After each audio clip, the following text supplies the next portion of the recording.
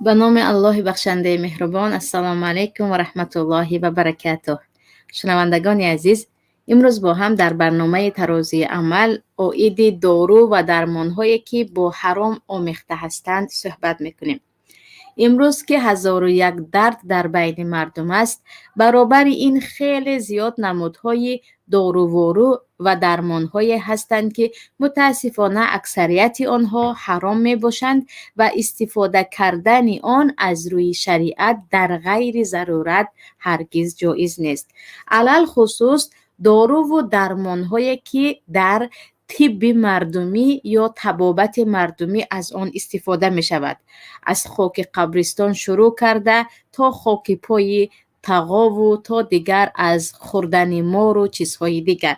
برای همین بیایید امروز ببینیم که در شریعت تا کجا استفاده کردن داروهایی که به حرام آمیخته هستند حلال است و این چنین به عرف مردمی خود نگاه کنیم که چقدر از نمودهای دارو و درمانهایی هستند که استفاده کردن آنها هرگز در شریعت جایز نیست.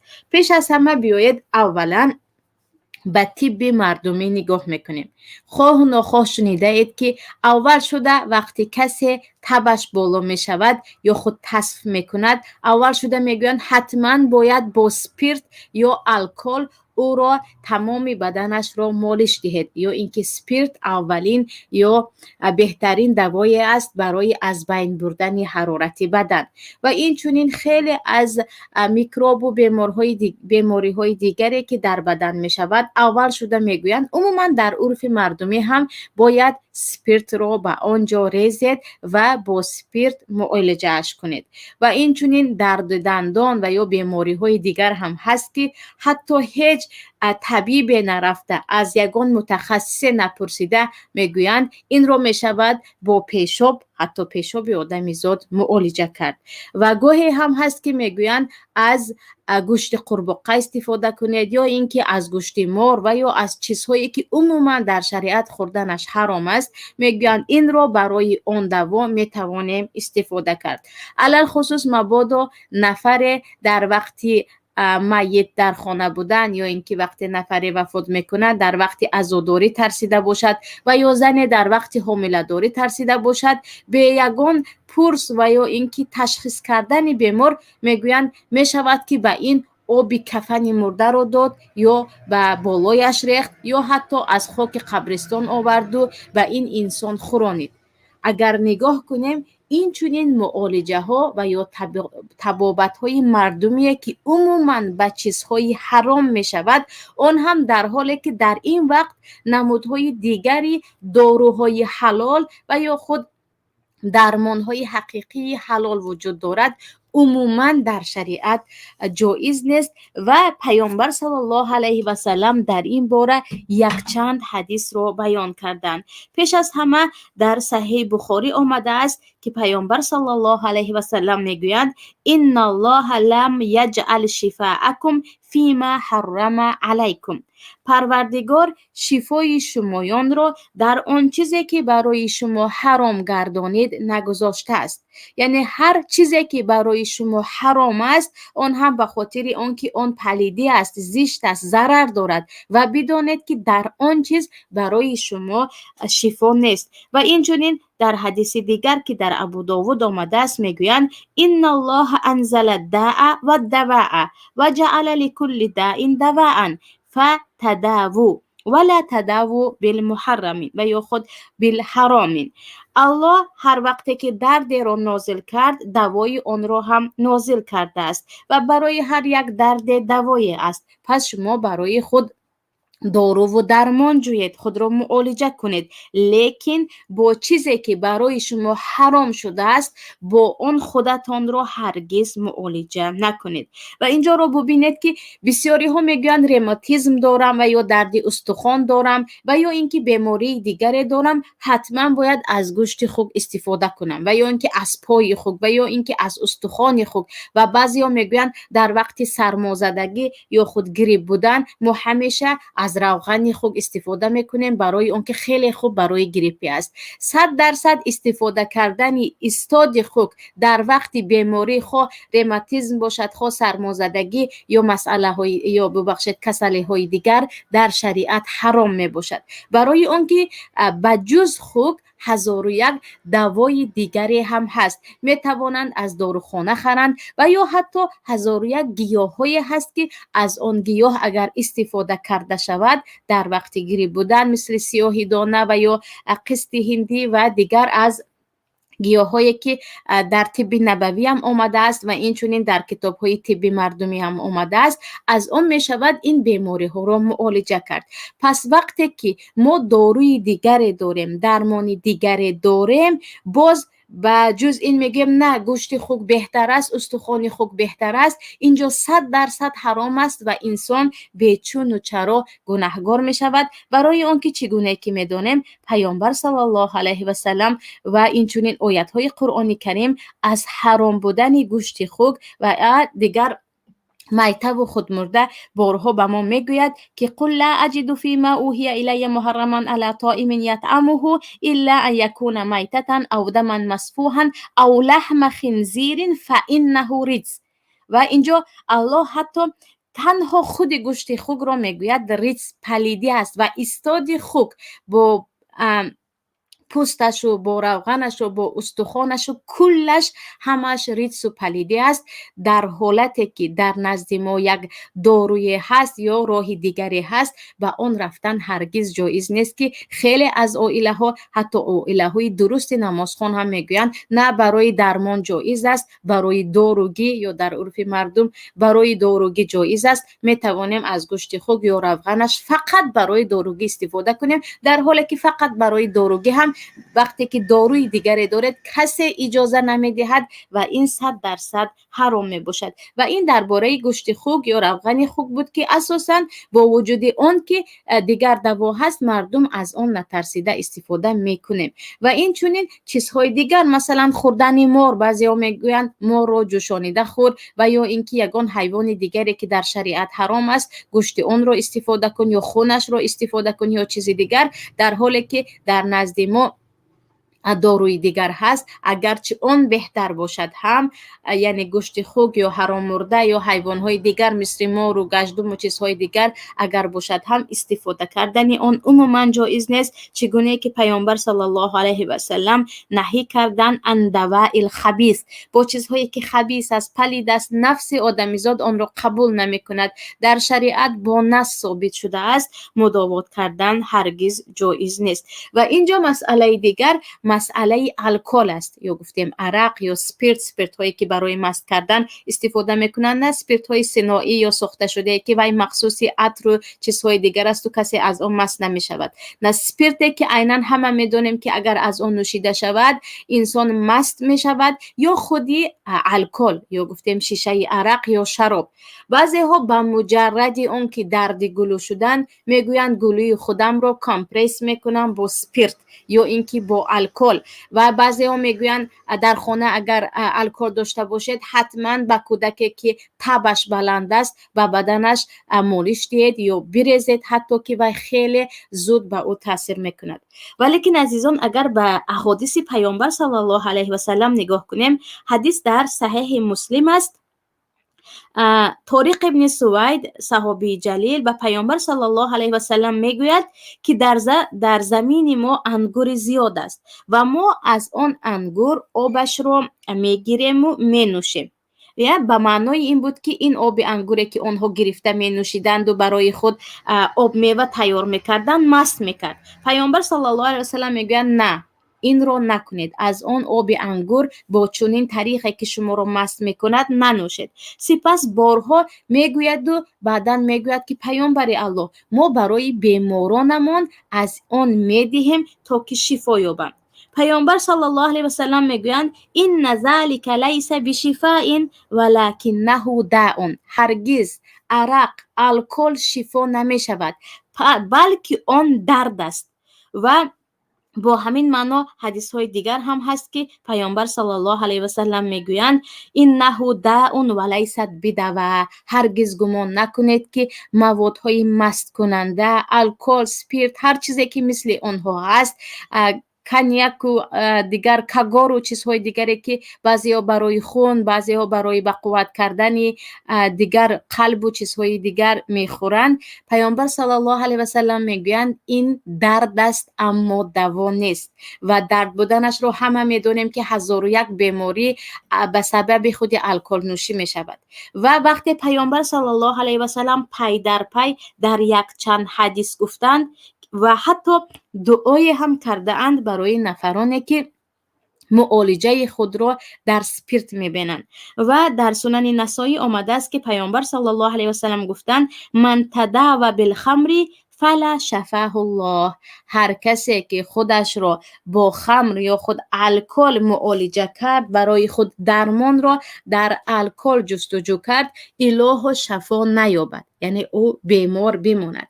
پس اینجا رو ببینیم که حالت‌هایی هست که خیلی که گفتیم برای یک بیماری 1001 دارو و 1001 درمان است، اما اولین چیزی که به ذهن مردم میرسد میگویند حتما باید با الکل این بیماری را ما معالجه کنیم، یا از خوردنش یا از مالیدنش به جسم و چیزهای دیگر که انا در اینجا چی هست؟ پیامبر صلی الله علیه و سلم گفتن شفا نیابد کسی که از این استفاده میکند. و این هم یک راه از راههای معالجه و درمان با حرام است، در حالی که در نزد ما موجود است یک داروی دیگر، یک درمان دیگر، علل خصوص درباره طب انسان بلند شدن که در جای ما میگویند حتما سپیرت یا الکل مالید یا عرق، اما در حدیث پیامبر صلی الله علیه و سلم آمده است که حتما با آب خنک کنید. هر کسی که تبش بلند می شود حتما با آب خنک کنید، که تقریبا در کدام کشوری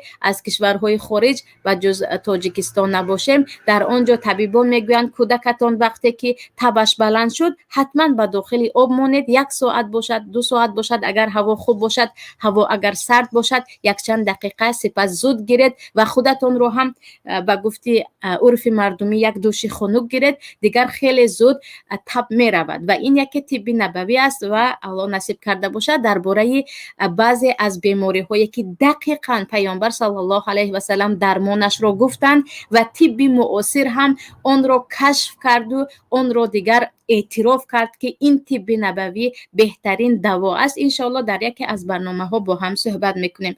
پس برای معالجه درد گلو باشد یا اینکه تب بلندی باشد، عزیزان دویده رفته سپیرت یا اینکه الکل خریدن آمده یا اینکه کنیاک و چیزهای دیگر، حتما باید اول از آن چیزی که در نزدمان هست و حلال است از آن استفاده کنیم. این چنین برای خون کمی هم بعضی از نمودهای موادهای مست کننده یا نوشابه های مست کننده رو می نوشانند. حتی به زنهای حامله میگویند کاگور بنوش اگر خونت کم است، در حالی که برای خون کمی در ما موجود است از خرما و از انگور و از آب آن اگر به حالت ترش شدن یا مست کردن نرسیده باشد. پس بار دیگر در وقت معالجه های مردمی کردن یا اینکه به طبیب نمی روم در خانه اون همه درمان هایی که مردم میکنند من میکنم گفتم، حتما نگاه کنیم که آیا ما با حلال درمان کرده ایستادیم و یا با حرام. علل خصوص خیلی که گفتم بسیاری از بیماری هایی که مثلا هست مردم دویده میگویند از پوست این و از پوست آن حیوان هایی که عموما نجس است یا اینکه حرام است از آن استفاده کنید می شود. و این بود درباره معالجه های مردمی که اساسا با سپیرت و گوشت خوک و بعضی از حیوان ها مار و سگ و دیگر چیزهای دیگر استفاده می کنند. و چیزهای خیلی عجیبی دیگر هم هست که عموما حتی منطقاً هم نمیتواند درمان باشد، مثل اینکه خاک قبرستان رو بخور. و بعضی ها میگویند وقتی پشت گوش کودک چیزی برآورد حتما او میخواهد خاک پای داییش رو گیرد. نمیدونم در منطقه ها وجود دارد یا نه. یا میگویند اگر خورشی چیزی پیدا کردی حتما برو به قبرستان یگان چیزی پخته بر، که عموما خرافات است و نه عقلا نه شرعا نه حتی در طب مردمی هم اگر نگاه کنیم چنین درمان درمان وجود ندارد. یک خرافات، یک باز این هم به فالبینی و جادوگری ربط دارد. و بیایید میگذاریم و داروهای طبی. چگونه که میدونیم در طب اساساً داروها رو یا از گیاه میسازند یا از حیوان، بعضی از اعضای حیوان میسازند، یا اینکه از معدن ها میسازند مثل نقره و طلا و دیگر آهن و از این چیزها.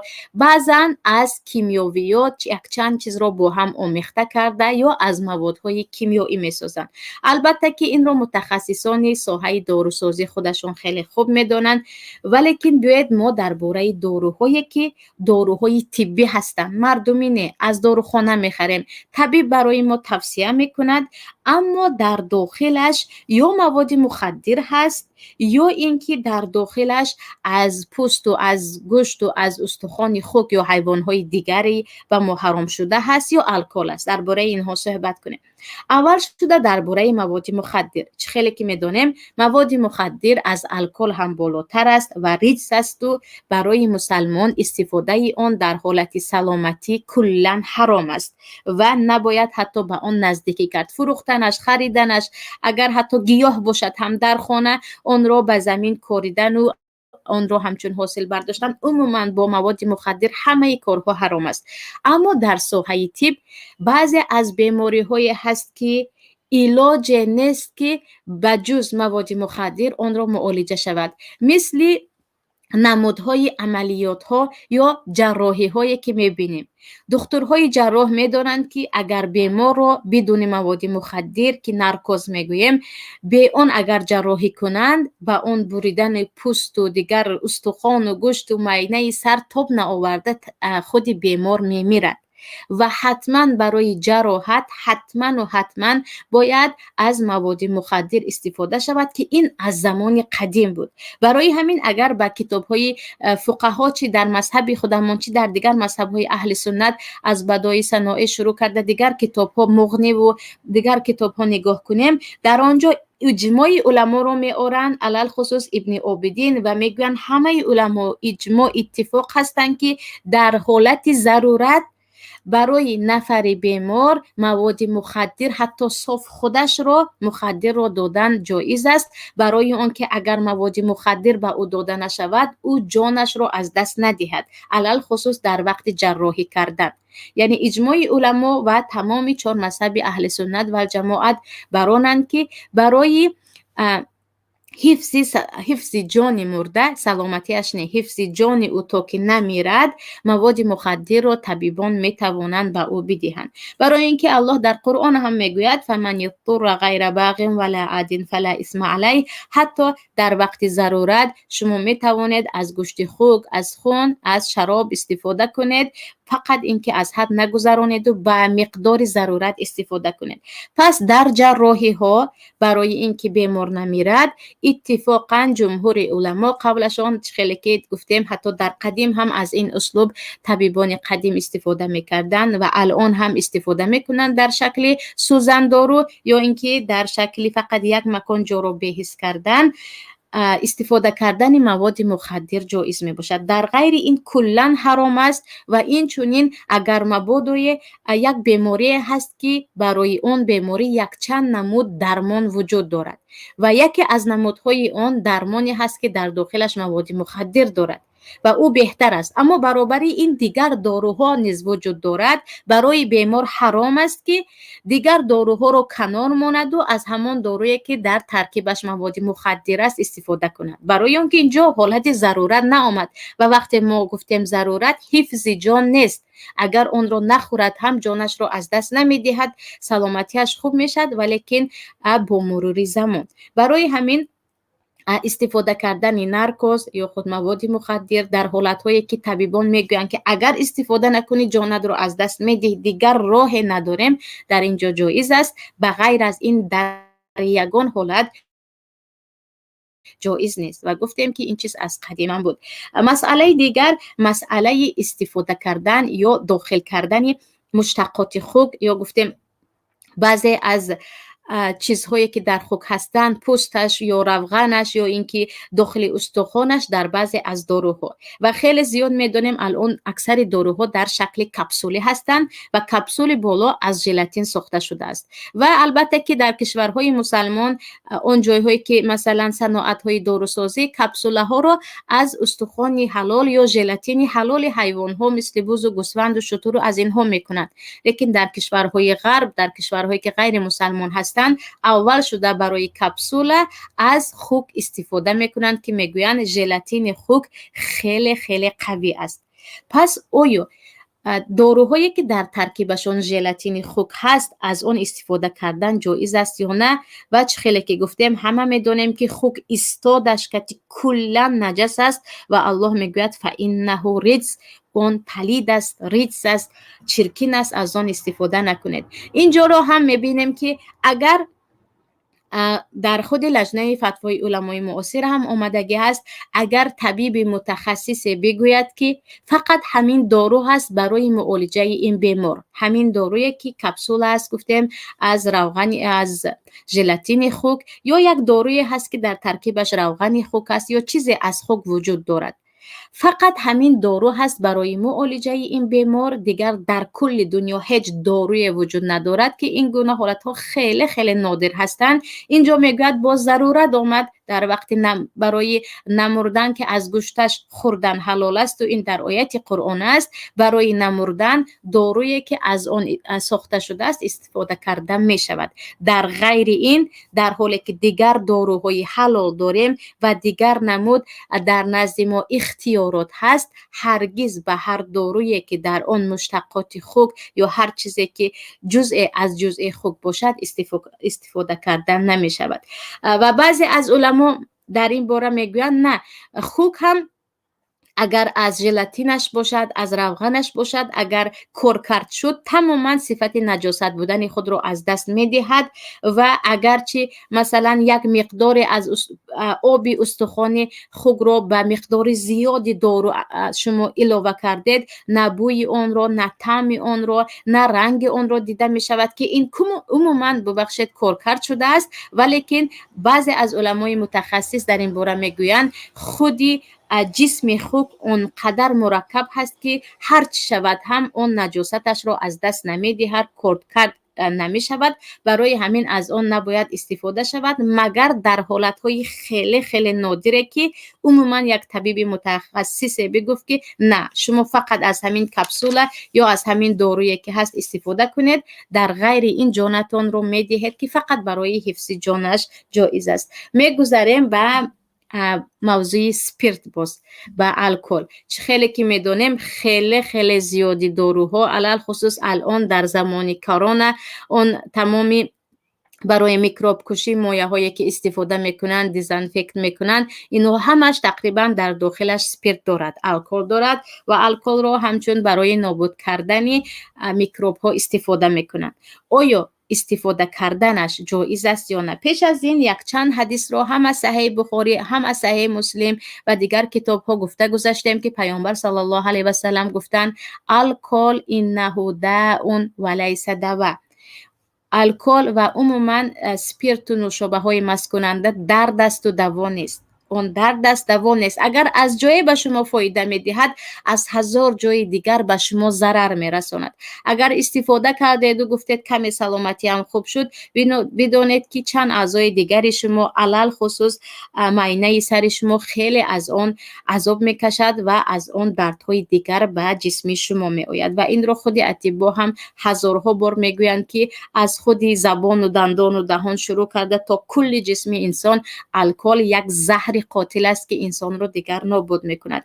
ولیکن داروهایی که در داخلش سپیرت دارد، در این باره چی است؟ در باره سپیرت گفتیم اولا خود سپیرت رو، خود الکل رو هرگز استفاده کردن جایز نیست در بیماری ها، در یگان بیماری هم برای اینکه دیگر دوا هست. اما طبیب برای ما داروی رو نویست که نوشته شده است که در داخلش مثلا 0.02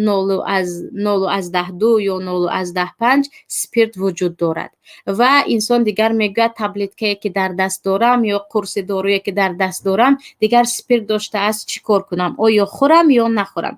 اینجا لجنه علما که در این باره، این یک مسئله معاصری زمانوی هست، میگویند اون دارو اگر در ترکیبش خیلی کم سپیرت داشته باشد و سپیرت عموما کارکرد شده باشد، نه در اون دارو صفت مستکنی وجود دارد، نه بوی سپیرت وجود دارد و نه چقدر که از اون دارو 10 تا 20 هزار تا خورده شد انسان مست نمی شود. پس سپیرتی که به داخل اون انداختن یا الکلی که انداختن کلا کارکرد شده است و به جسم انسان تاثیر نمی کند. اینجا اگر خوردید باکی ندارد. برای آنکه مسئله استحلال شدن یا خود کارکرد شده صفت مستکنی را از دست دادن سپیرت، بین علما اتفاق است که سپیرت از ماده های هست یا نجاست های هست که اگر به آتش انداخته شود یا به مقدار زیادی ماده دیگر آمیخته شود، عموما خودش را نجاست بودنش را و مست کننده بودن صفت را از دست می دهد. برای همین تبلتکه هایی که دیگر مقداری خیلی کمی سپیرت در داخلشون هست و هر چی خورید هم مست نمی شوید و الکی کارکرد شده است در داخلش باکی ندارد. اما آن هم بهترش این است که دع ما یریبک الی ما لا یریبک، و آن چیزی که ما رو به شک و شبهه می اندازد به آن نزدیکی نکنیم و به آن چیزی که ما رو به یقین و آرامی می برد به آن نزدیکی کنیم. برای همین داروهایی که در داخلشون سپیرت دارند یا موادهای الکلی دارند، این رو هم میگذاریم به ضروریات. اگر نخوردی دیگر داروی وجود ندارد، سلامتیت رو از دست میدهی. اگر نخوردی حالتت بد میشود، دیگر هیچ درمانی بجز این وجود ندارد. در اینجا میگویم فقط برای ضرورات که دیگر علاج ندارم استفاده میکنم. نه، این رو هم هست، اما داروی دیگری هم هست که میشود از اون استفاده کرد. در اینجا البته که به اون چیزی که ما رو به شبهه نمیبرد به اون چیز برویم، برای اینکه اگرچه در نزد جمهور علما، در نزد تمام مذاهب، الکل بعد از کارکرد شدن یا گفتیم بعد از مدت خود از خود ایستادن صفت مستکنیش را از دست می دهد. همه اتفاق هستند که یگان مسلمان حق ندارد که الکل را گیرد و از آن دارو سازد، الکل را خرد و چیز دیگر کند، به جز یک مقدار خیلی کمی الکل که آن را به خیلی ماده های زیاد آمیخته میکنن و فقط در حالتهای ضروریت و ضروریات از آن استفاده میکنن.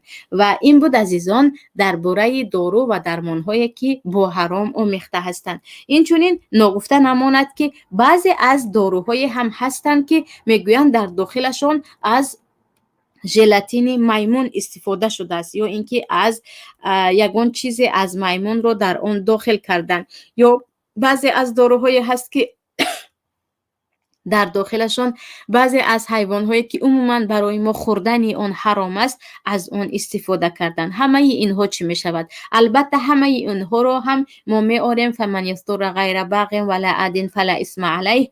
هرگز در حالت‌هایی که دیگر دارو و درمان دارید از آن استفاده نکنید. اما حالتی که طبیبی متخصص آن هم گفت که فقط همین دارو وجود دارد و بس، وگرنه جانت رو یا سلامتیت رو کاملا از دست میدهی، انا اینجا فقط برای ضرورت از آن استفاده می شود. اینجا به سوال ها نگاه میکنیم عزیزان.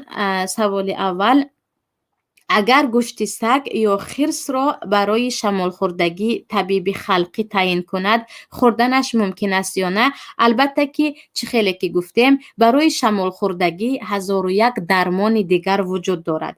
از سیاهی دانه شروع کرده تا بعضی از نمود شوربا در جای ما، یا بعضی از نمود گوشت گوسفند میگویند استفاده کن، یا بعضی از نمود گیاهایی که از کوه میچینند و آن را چای دم کرده میخورند. در حالتی که به شمال خوردگی 1001 درمان دیگری مردمی هم هست، طبی هم هست. اگر به داروخانه رفتید یک چند نمود دارو را به شما پیشکش میکنند. البته که نه گوشت سگ را خوردن جایز نه خرس را، برای آنکه هر دو هم از حیوانات هایی هستند که در شریعت خوردنشان حرام است و خرس هم که دیگر خودش از حیوانهای خونخور است یا گفتیم از حیوانهایی هست که گوشت میخورد. برای همین در وقتی طبیب مردمی یا اینکه حتی طبیب عادی برای شمال خوردگی تعیین کردن گوشتش یا پوستش هم اجازت نیست که از آن خورده شود، چون ما 1001 درمان و دوای دیگر برای شمال خوردگی داریم که از آنها باید استفاده کنیم. علل خصوص سیاهی دانه که برای تمام نمود شمال خوردگی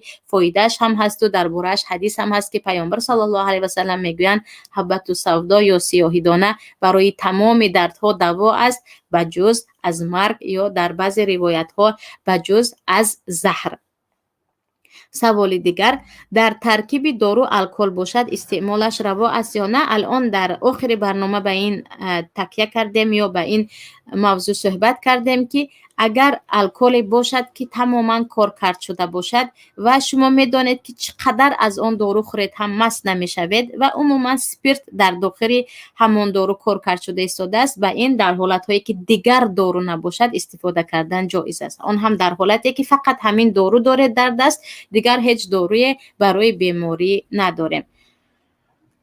سوال دیگر، الکل یعنی عرق را برای پست کردن تمپراتور یا درد گلو به بدن میمالند، این حرام است یعنی آره از روی شریعت این حرام است. چگونه که گفتیم برای اون که هم برای درد گلو هم برای خود تمپراتور 1001 درمان دیگر داریم. اون هم درمان های خانگی برای درد گلو از عسل و یا خود برای تمپراتور خیلی که گفتیم از آب خنک که عموما در طب هم در اکثریت کشورهایی که طبشون پیشرفته است آب خنک را برای تمپراتور استفاده میکنن و چندین بار به حدیث اشاره کردیم که حدیث در تمام کتاب های سنن هست. پیامبر صلی الله علیه و سلم میگویند این نهده اون ولیست بدوا، بدانید که الکل این درد است، این خودش به جای اون که به شما شفا بخشد شما رو بیمار میکند و اگر از جای به گلوی شما به تمپراتور شما فایده کرد از طرف دیگر ضرر میرساند و نباید به این تکیه کرد و از آن استفاده کرد.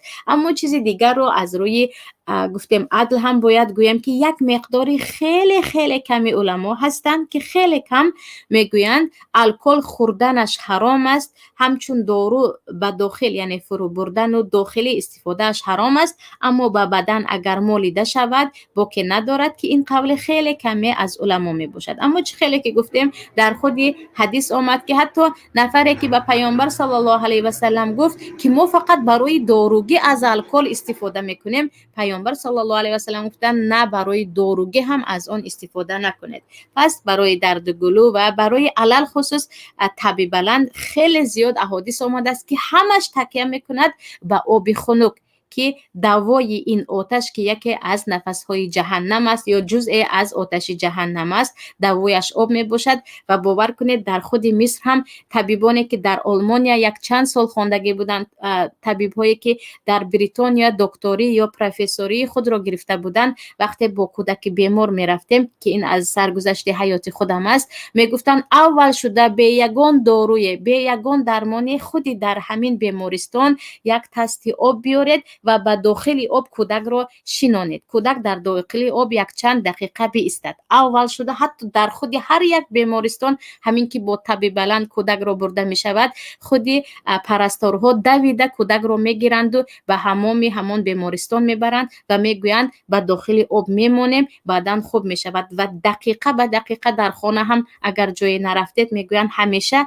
شما کودک را در داخل آب داشته بایستید. اگر هوا خیلی سرد است یک مقدار در داخل آب، یک مقدار در بیرون. حتی به انسان‌های بیمار، انسان‌های بزرگ هم یا بالغ هم اگر تب بلند دارند با آب تبابت میکنند که این در حدیث هم هست و در این باره یک چند حدیث اشاره شده است و در کتاب طب نبوی هم آمده است و این چنین طبیبان هم این رو میکنند که نمیدونم در تاجیکستان همین چیز نیست و شاید هم این هم از زمان شوروی یا کمونیست ها مونده باشد که این چیز که از پیامبر آمده است بگذار این عمل کرده نشود. اما در بقیه کشورها از این طب پیامبر صلی الله علیه و سلم در تمام بیمارخانه های دولتی استفاده می شود. سوال دیگر، سوال هایی که تماما منطقی نیست یا معنا ندارد به اون جواب نمیدهم، لیکن جو سوال دیگری هم هست که اگر در خواب الکل نوشی این هم به حرام خوردگی حساب می شود. اگر در خواب اگر شما بیمار بودید و یگان کسی به شما داد که بیخبر هستید، البته که انسانی که در خواب چیزی نوشید یا گفت در اینجا به او گناهی نیست. اگر کسی به شما نوشانیده باشد البته او جزایش رو میگیرد. و ما عموما در خواب فقط کاری که با دست انجام دادید، کسی رو زدید و مجروح کردید، چیزی کسی رو شکستید، در اینجا باید ضامن باشید، اون رو برگردانید. اما خوردید و گفتید و کار کردید، پیامبر صلی الله علیه و سلم میگویند از 3 طایفه قلم برداشته شده است: از کودک تا اینکه به بلاغت رسد، از دیوانه تا اینکه به خود آید و از خواب تا اینکه بیدار شود. و سوالی دیگر میگویند که گوشت جیره و تیبرکلوز دارو است، زود استعمال کرده استی کرونا ویروس نمیشوی.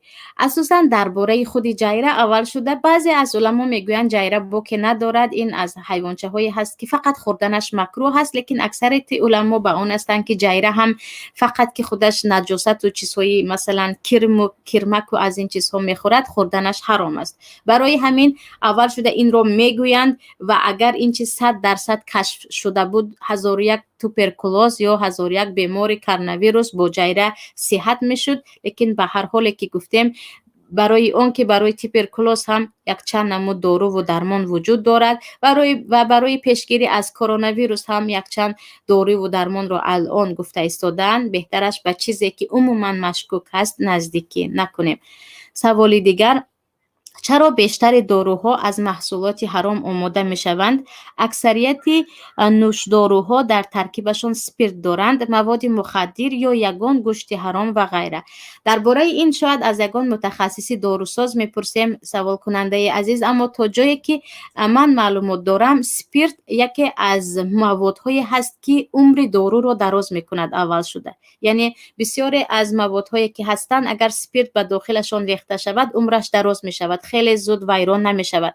و مواد مخدر رو که همه میدونیم انسان رو بیهوش میکند، همچون مسکن برای پست کردن درد، تقریبا در تمامی اسپکیت نمیگویم داروهای آرام کننده یا داروهای بی درد کننده کمی مخدر می اندازند، برای اون که مواد مخدر انسان رو بی‌حس می کند و درد رو کمتر می فهمد.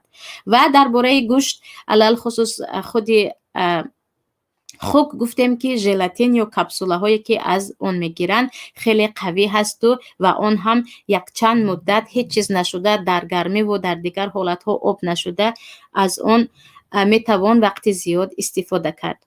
سوال دیگر: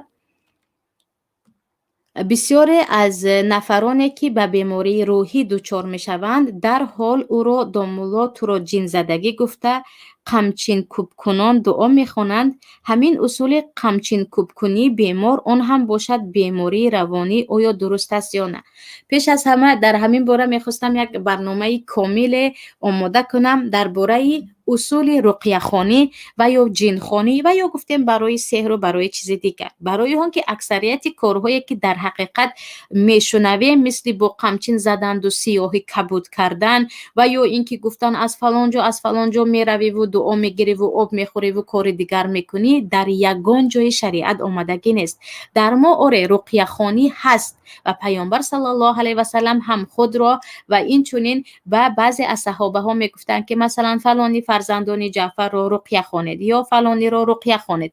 این چیز هست، اما کسی را قمچین کوب کرده باشند یا اینکه با کلتک مثلا یا کاری دیگر، در این باره خیلی مسئله اختلاف است. بعضی اثرها هست که اخراج یا عدو و لاگویان با دست خود مثلا بیماری را زده شده بود یا چیزهای دیگر، اما این رو باید دانیم که یک باره یک نفری که دچار بیماری روحی شد او را نمیتوان گفت او را جن زده است یا اینکه سحر شده است. البته که 1001 بیماری هایی هست که او بیماری روحی هست، جسمی هست، شاید از عصب باشد، شاید مادرزادی باشد که این رو البته که طبیب خودش تشخیص میکند. اما اگر طبیب گفت که این انسان کلا همه جا صحت و سلامت است، بیماری ندارد. انا در اینجا برمیگردیم به جن زدگی که 100% جن به انسان تاثیر میکند و به این کسی انکار کرده نمیتواند. در اینجا اون هم با اسلوبی که پیامبر صلی الله علیه و سلم رقیه خوانده بودند و یا صحابه ها خوانده بودند، با آن شکل باید رقیه خوانده شود.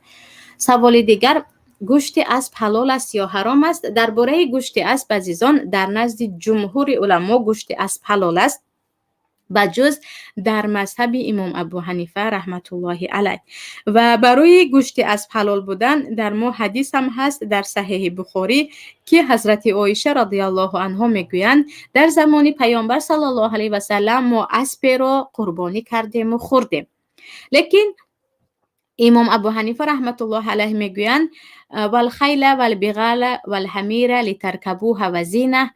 الله در قرآن کریم میگوید که برای شما ما اسب رو و تویچه و دیگر خچیر رو، اینها رو خر رو برای شما برای نشستن و زینت آفریدیم تا که شما به آن نشینید، با آن مثلا از اینجا به آنجا روید. و همین آیت را امام ابو حنیفه رحمت الله علیه گرفته میگویند اسب حرام است، فقط باید به آن بنشینیم و با آن مثلا سوار شویم یا اینکه همچون مرکب استفاده کنیم. اما حدیث که در صحیح بخاری آمده است و این چیزی گفته نمی شود. وقتی حدیث آمد چگونه که خود مذهب ابو حنیفه رحمت الله علیه در همه کتاب‌هایشان دارند، اذا صح الحدیث و هو من مذهبی، اگر حدیث صحیح آمد مذهب من همان است، شما مرا نگویید، حدیث را گویید که میگویند. دیگر حدیث کشاد و روشن در بخاری هست که در زمان پیامبر اسب را میخوردند و از آن استفاده میکردند. اما کسی گفت که من طبیعتا نمیخواهم خوردن، به من معقول نیست، گوشتش سخت است یا اینکه چیزی دیگر، البته او حق دارد، یک انسان حق دارد که هر چیزی که دلش نکشید نخورد. لیکن یگانه در قول مذهب ابو حنیفه رحمت الله علیه هست گویان به همه حرام کرده نمی شود، چون جمهور علما حدیث های قوی و دلیل قوی دارند. و اگرچه آیت در جای میگوید مثلا که در قرآن کریم اسب برای سوار شدن و زیب و زینت است، این معنیش این است که از آن خوردن شما حرام است، معنا رو ندارد. ولیکن به هر حال مسئله اختلافی است بین جمهور علما، اکثریت علما و بین یک قول از مذهب امام ابو حنیفه رحمت الله علیه. سوال دیگر، برای مردها برای پست کردن فشار خون طلا کردن دندان یا دستبان طلا انداختن آیا جایز است یا نه؟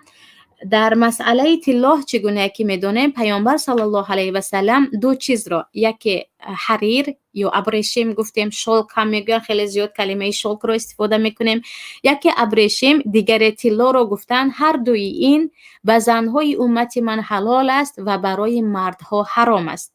یعنی برای مرد پوشیدن لباس شلک و استفاده کردن طلا حرام است. ولیکن یک چیز دیگر هم هست. بیایید درباره شلک کمی معلومات کوتاه دیم و با همین مسئله وسیع‌تر می شود. خیلی که حدیث ثابت آمدگی هست در زمان پیامبر صلی الله علیه و سلم، وقت دو صحابی پیامبر به بیماری خارشک گرفتار می شوند، پیامبر صلی الله علیه و سلم به آنها اجازه میدهند که شلک پوشند، برای اینکه هر لباسی که میپوشیدند بدن آنها سرخچه میدمانید، دیگر علاجی نبود، چون دیگر دارو و درمان نیافتند، میگویند شلک را استفاده کنید. و این چنین یکی از صحابه ها وقتی پاره یا جزء از بینیش در یکی از جنگ ها پاره می شود، میگویند به جای اون گوشت پاره شده یک مقدار نقره بماند. وقتی نقره میمانند دیگر جسم آن صحابی گزک میگیرد، هیچ علاجی نمی شود، یعنی بیمار می شود. میگویند در اینجا که ضرورت شد پاره از طلا رو به آنجا چسبانید و بینوی او، یعنی به جایی که بینی الکی پاره شدگی بود، سپس طلا رو به آنجا میمونند و بینیش درست می شود. برای همین در وقتهای خیلی خیلی ضرورت که دیگر درمان دوایی وجود ندارد، از همین اثرها یا حدیث ها دلیل میگیرند که هم شلک و هم طلا وقتی که هیچ علاج نیست جایز است. لیکن اینجا گفتیم برای پست کردن فشار خون. برای پست کردن فشار خون هممون میدونیم که بجز طلا 1001 نمود دوای دیگر هم هست و این چنین فضه یا خود نقره را در خود طب هم در خیلی از زیاد بیماری ها استفاده میکنند و در یکی از مقاله ها بود، در خاطرم نیست، خوانده بودم که چقدر که مرد، چگونه که نقره برای مرد ها حلال است، اگر از آن استفاده کند برای فشار خونش کمک میکند، برای هم فشار خونش، عموما برای سلامتیش نقره برای مرد ها فایده دارد. لیکن طلا برعکس همیشه ضرر میکند. برای همین اینجا که ما دیگر دارو و درمان داریم، بهترش این است که به آن چیزی که پیامبر صلی الله علیه و سلم برای مردها حرام کردند استفاده طلا رو برگردیم، مگر اینکه هیچ علاجی نیست. مثلا یک مرد 1001 دندان رو برای خود استفاده کرد، تمام دندانهایش التهاب شد، بجز طلا که طلا توانست دندانهای او را یا خود دهان او را از گزک و از این التهابات دور کند. انا در اینجا میگویم ضرورت بود و دیگر راهی نبود. و چگونه که درباره شاک گفتیم که وقتی که یگان داروی درمانی نیافتند، پیامبر صلی الله علیه و سلم گفتند باکی نیست، فقط به خاطر از شفا یافتن بدن شما می توانید از شاک استفاده کنید. ولیکن اینجا رو هم ببینیم که بین شاک و بین طلا و بین مواد مخدر و بین الکل فرق کلان است. آن چیزهایی که مواد مخدر و الکل و اینها هست، اول شده ریچ است، پلیدی هست، به انسان ضرر میکند. اما طلا و شاک را اساساً برای تکبری نکردن و برای آن خاکساری و بدانند که مردهای مسلمان دنیا پرست نیستند، اهل دیگر این چیزها نیستند و در آخرت از آن استفاده میکنند. یکی از حکمت‌های حرام شدهش این بود عزیزان. برنامه امروزه ما درباره دارو و درمان‌هایی که با حرام آمیخته هستند و علل خصوص چگونه که گفتیم مشکلی اساسی ما در درمان‌های هست که در خودی بین مردم خیلی خیلی پهن شده اند. داروهایی که در فابریکه و در ساختارهای دارویی یا ببخشید در فابریکه های داروسازی آن را می سازند، اکثریتش در آنجا نجاست وقتی داخل می شود کارکرد می شود و مردم از آن هم کم خیلی استفاده می کنند. علل خصوص مردم تاجیکستان که خیلی زیادی ها می گویند هرچی باشد هم مواد کیمیایی دارد و دارو به جای ضرر کرد به جای فایده می کند. هر باری که دارو خوردید یکی از اعضای شما مثل زهر از آن ضرر می‌بیند. ولیکن این مشکلی ما در درمان‌های مردمی هست که بعضی ازشان مسخره آور، حتی کلاً خرافاتی است، مثل خاک قبرستان و مثل خاک تگیپا و مثل رفته به شاخچه ها لتچه بستن و مثل در اطراف درخت های قبرستان یگان خوراک پخته برده ماندن یا که چلپک پخته برده مان یا چیزی دیگر میگویند. اینها عموما اساس ندارد و انسان رو به شرک میبرد وقتی انسان شفای خود را در درخت، در مزار، در جای دیگری دید. و این چونین خیلی که گفتیم وقتی 1001 درمان ما داریم، نه اول شده به الکل دویده رفتن، اول شده برای خود گوشت خوک و استخوان خوک را استفاده کردن یا مار و دیگر چیزهای دیگر، اینها همش خلاف شریعت است که پیامبر صلی الله علیه و سلم میگویند الله هرگز درمان شما را، شفای شما را در نجاست نگذاشت. شفای شما در چیزهایی هست که برای شما حلال و طیب است، در آن شفای خود را پیدا کنید. و انشالله که در بعضی یا ببخشید در دیگر برنامه ها اویدی بعضی از نمود درمان های دیگری که در حدیث پیامبر آمده است و در طب و ساحه طب هم کشف شده است، از جمله درباره حجامه، درباره سیاهی دانه، درباره قسطل هندی و این چونین بعضی از نمود دیگر خوراکه هایی که از جو و از شیر و چیزهای دیگر هست و پیامبر صلی الله علیه و سلم آن را همچون دوا معرفی کردن. انشاءالله با هم صحبت میکنیم دیگر تا برنامه های دیگری ترازوی عمل. در پناه الله یکتا باشید. الها هرگز به هیچ یک دارو و درمان محتاج نشوید، چی طبیب مردمی باشد چه طبیب های تخصصی باشد، هرگز به نزد آنها محتاج نشوید و الها همیشه صحت و سلامت در پناه پروردگار باشید. السلام علیکم و رحمت الله و برکاته.